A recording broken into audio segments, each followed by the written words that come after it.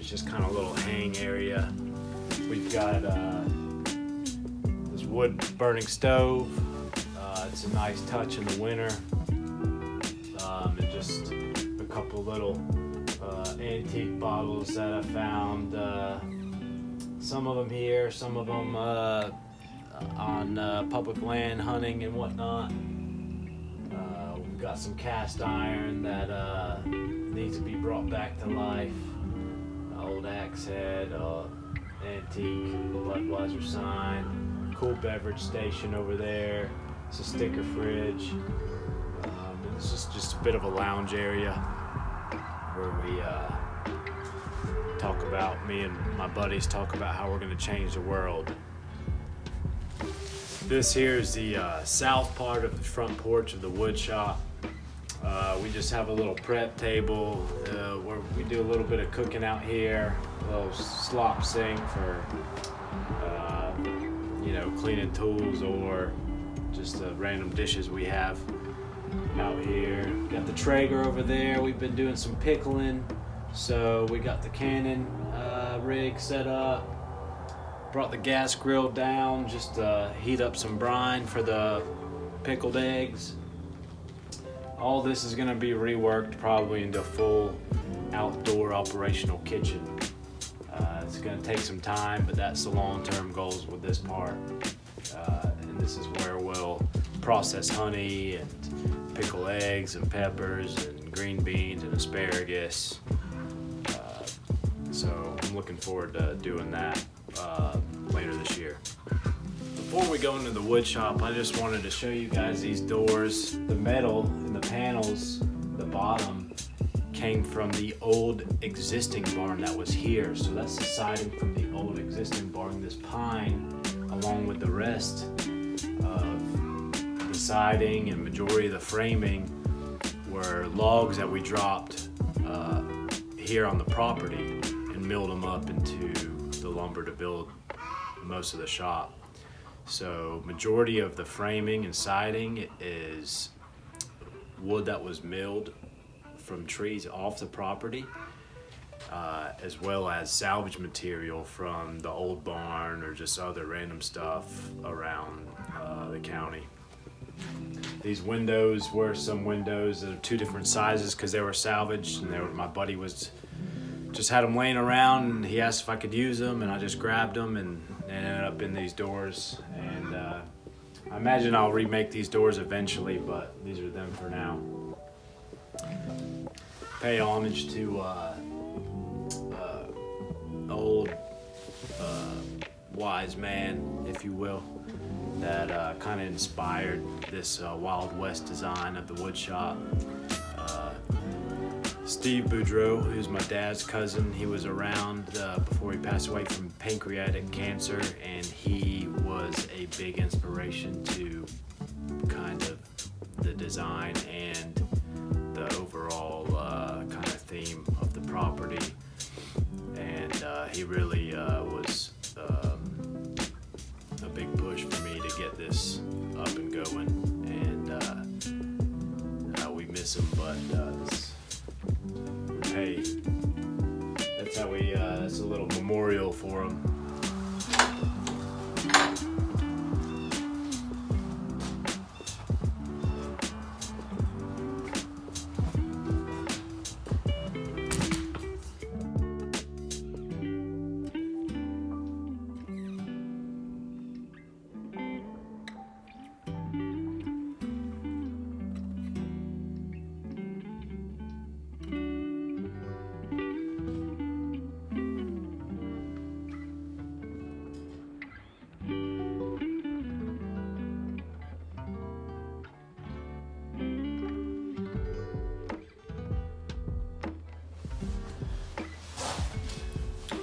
So as you walk into the shop and you turn left, you're looking at this corner right here. And this is just a little fold down table for, I don't know what I'm gonna use it for yet. I just put it up a couple weeks ago. Here we have some speed squares, sharpening station for the pencils, all my marking tools, a few little old hand tools. I use some of them. Some of them are up there kind of just for decor. All my levels and T-square and carpenter square and just stuff like that. There's broom, dustpan. It's kind of nice and neat. Little designated area. Sometimes I come here to look up parts on my phone or something, just kind of scroll through, look up how I mess something up or whatever. So here we have, this is a continuation to the left side of the shop. As soon as you open the front door, this is the left wall. And I think I'm gonna hang up my chisels and hand planes and just kind of quick grab hammers and stuff. And we got kind of adhesive storage over there, some tape measures, tape, mineral oil, overstock, table saw jig. We got some extension cords hung underneath this other little work shelf type of deal. Got my clamp storage over here. And one thing I did want to tell you guys about is like this is kind of like a bit of a timeline of I guess my 20s.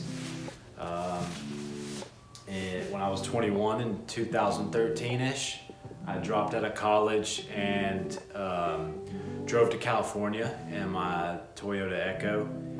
And I wanted to, ultimately, my ultimate goal was to work for this company, Satori. And they are a skate company and one of the very few eco-friendly skate companies. And at the end of the day, I achieved what I set out to do, and the dudes over there were great. The owner, Craig Jedley, he took care of me, and I learned a lot over there.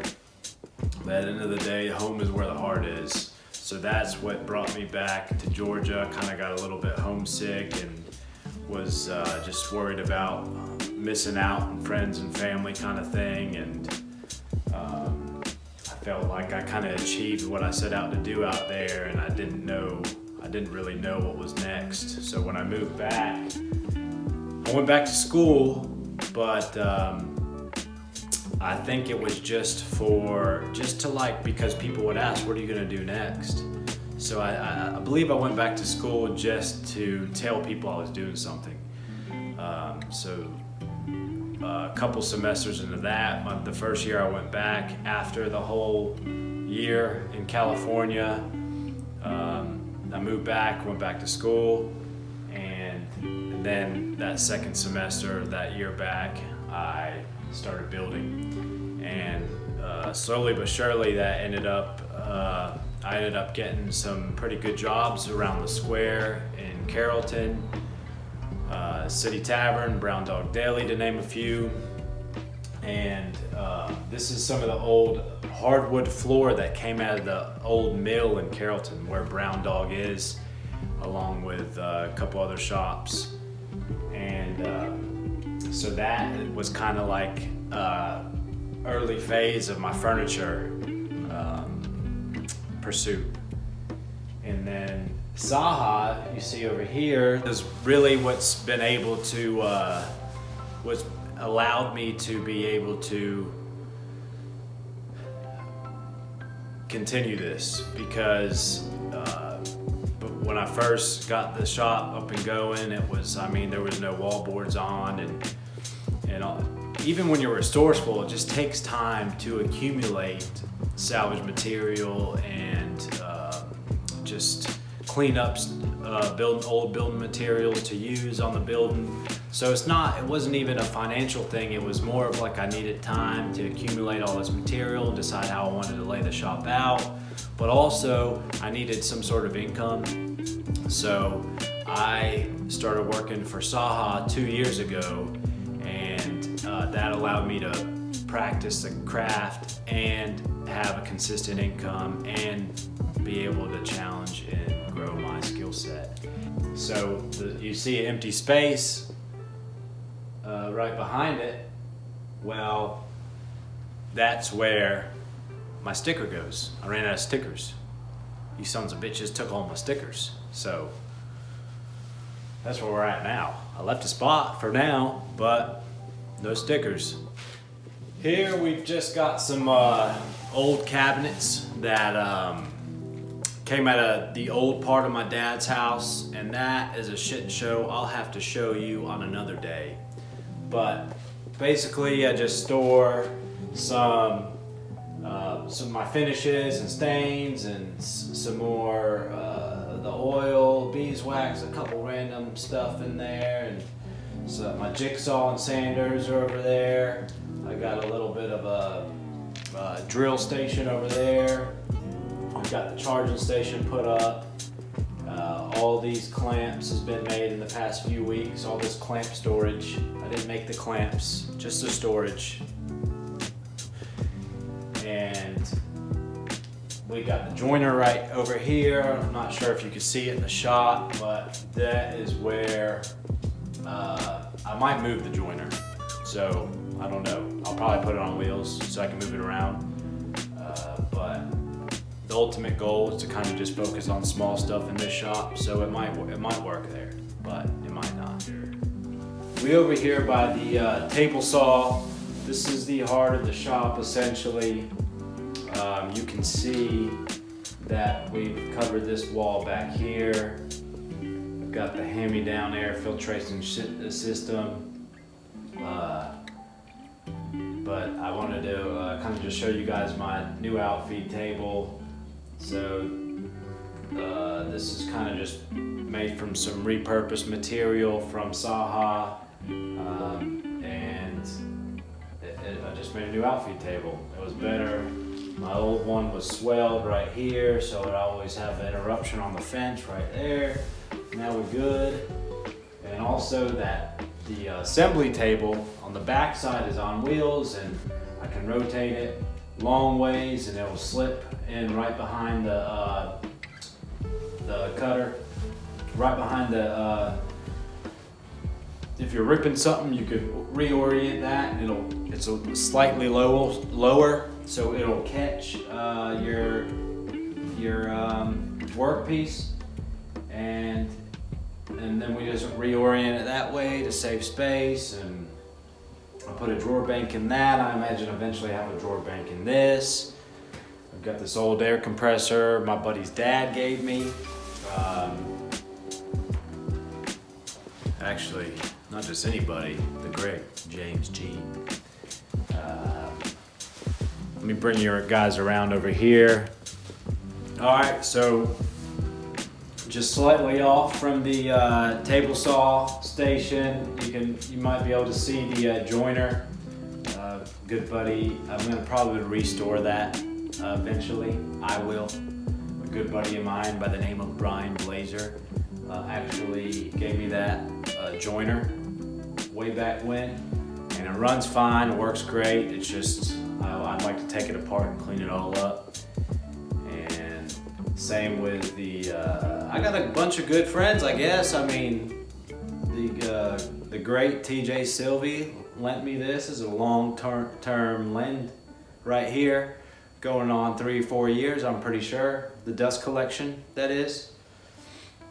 Got a time clock over here for my I don't know if he's an employee. I don't know if he works that hard. Nah, I'm just kidding. My buddy Bryce. We come over here. Make sure you can see this. We come over here and we've got the old Delta drill press. Just set up this Forstner bits. I imagine I'll make a different stand, and I just got a bunch of old metal stuff in this cabinet that it sits on. But yeah, this is kind of just where the drill press is and joiner, yada yada. So slightly off from the drill press, the back door lays right hither.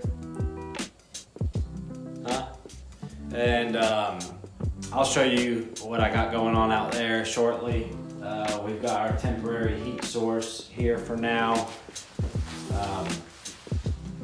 I'm gonna get this wood stove going. I've got to get the proper fittings to go through the roof. We've also got another wing coming off that side of the roof, so it's probably gonna be a next winter, fall sort of project at this point. But yeah, I imagine that I gotta put some fire retardant stuff on the corner of those walls. I imagine this will heat the shop no problem. This little propane heater heats this shop pretty, at least where it's comfortable in here. I think what I'm really going to be worried about is cooling her down in the summertime here in Georgia heat. We're so far south, we're pretty much in hell. So here we have just a general workbench, and I'm actually rebuilding my planer, my Delta 22540. This old machine, I don't know how old, but it's pretty old. And yeah, I'm upgrading the cutter head, going with that Shelix. I'm on that 4 to 8 week waiting period right now. I'm super excited for it, but while I had it apart, I went ahead and changed the sprockets and chains on the feeder wheels and cleaned up the drivetrain in there. Got new brushes for the motor, took that apart, make sure everything was okay in there. I got to take the rust off the lead screw, so this is kind of put me on a little bit of a hold as far as putting out product. But this is going to be a game changer once that part comes in. I'm super excited for that. We've got a little bit of, some companies that we really like here. Sweetwater, they're out of Atlanta, and I can't remember where I got that, but yeah. And then this, I just love Patagonia. Whoa. Matter of fact, anybody at Patagonia, you got room for me? Send me some shit. Pretty much we are at the north wing of the wood shop, and right outside, that's where the wood stove was. I believe I brought you guys to that. And this is the old bandsaw, and I actually kind of need to half-ass restore her. She runs fine, everything's good, but I just like to thoroughly go through it and get new guides and everything for her to make her run as best as possible. I actually don't have a blade at the moment because I broke it. That's why. That's it. I broke it. I don't know how. That shit happens,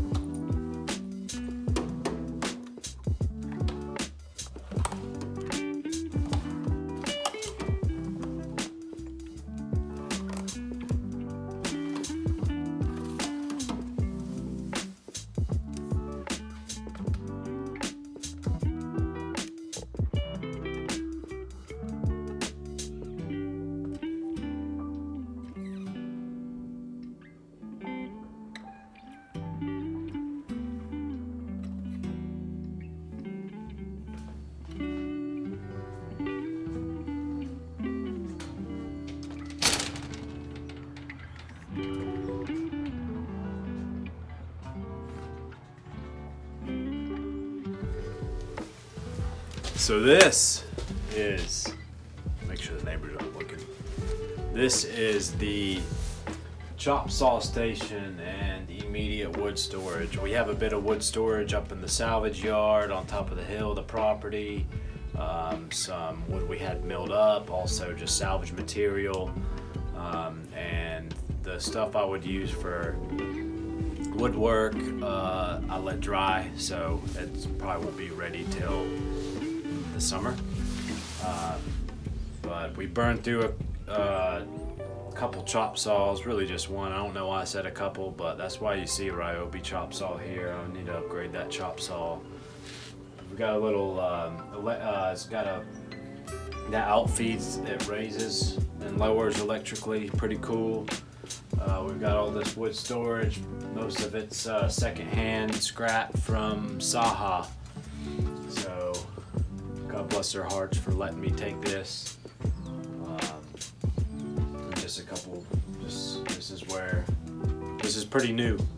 I've dried all this in to have decent, I'd say the wood storage is decent.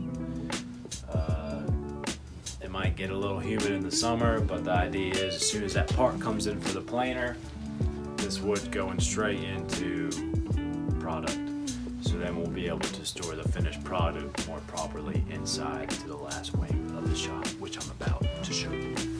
So we are back over here on the south side of the shop. I don't know if you guys noticed, but between these two walls there's an opening, and this is the south wing of the wood shop. This is not finished. None of this is. I don't think it ever will be. Constantly improving stuff and adding stuff and upgrading stuff. So I've learned that it's pretty much a never-ending project. But this I'm pretty excited about. I just kind of want to share with you guys the idea. But come on in.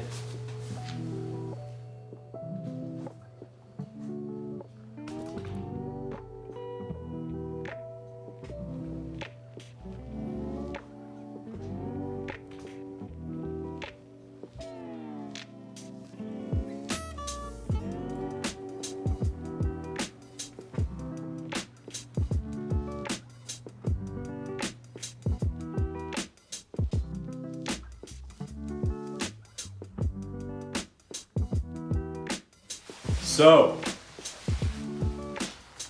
this is the future storefront. This is where all the finished product will be stored, and the idea was to kind of make it a bit like a old general store.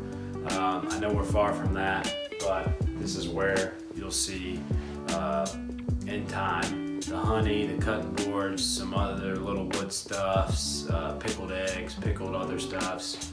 And this is kind of like, it'll give you guys, if anybody ever wants to come in, a bit of more of an experience when acquiring the product. But I'm excited about this. My mind is still kind of working on it. I got a good idea what I'm gonna do. It's gonna take a little bit more time, but I also gotta make the product first. So I got a plan, sticking to it.